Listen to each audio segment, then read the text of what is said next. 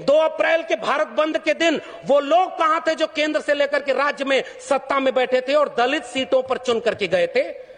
पूछिए उन लोगों से। 13 पॉइंट रोस्टर आया तो वो कहां थे? पूछिए उन लोगों से। नई शिक्षा नीति के नाम पर जब सब बेचा जा रहा है और आज आप कह रहे हो पाकिस्तान कब्रिस्तान। इस देश में हिंदू मुस्लिम की आग तब लगाई जाएगी जब दलित पिछड़े आदिवासी बच्चे अपनी शिक्षा और रोजगार और स्वास्थ्य की बात करेंगे।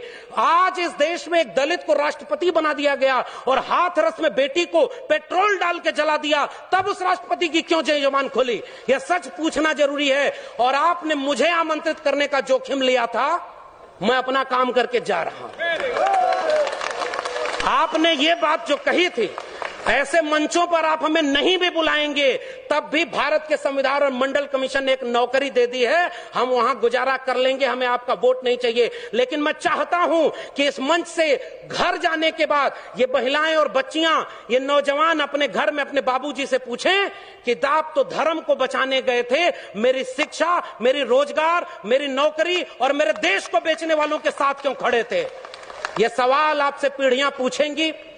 मैं जानता हूं कि मेरी बातों का कोई असर नहीं होगा, पता नहीं अगली बार आप बुलाएंगे भी कि नहीं बुलाएंगे। लेकिन मैं ये बात कह के जा रहा हूं, जंगल में आग लगी, चिड़िया पानी डाल रही थी और कुछ चिड़िया उस पेड़ से उड़ नहीं रही थी। कविता लिखी है कि आग लगी इस वृक्ष को, जलने लागे पात, उड़ते क्यों नहीं पक्षियों जब पंख तुम्हारे पास? उन पक्षियों का जवाब ध्यान से सुनिएगा।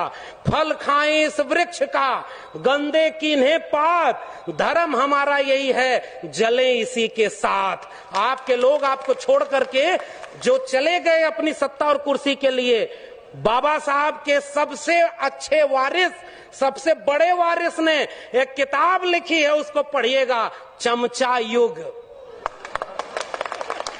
उस किताब में कई किस्म के चमचे लिखे हैं। 1932 में पूना पैक्ट, आज लोग कहते हैं गांधी बनाम गोडसे, गोडसे की मूर्ति और गोडसे के नाम पर इस देश में दंगा। बाबा साहब ने कहा, और यह बात हमें